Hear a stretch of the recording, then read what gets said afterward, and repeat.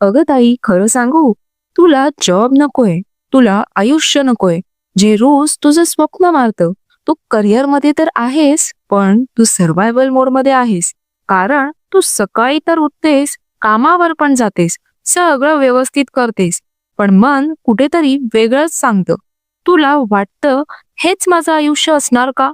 लोक तुला म्हणतात पण, कमीत कमी जॉब तरी आहे हिला, पण कुणालाच दिसत नाही तू आतून किती थकलेली आहेस. तू काम करतेस पण जगत नाहीस. एकदा विचार कर, मी जर अशीच चालू राहिले तर 5 वर्षांनी मी कुठे असेल? तेव्हाच तुला कळेल प्रॉब्लेम जॉब नाही, प्रॉब्लेम आहे की तू स्वतःला अपग्रेड करत नाहीस.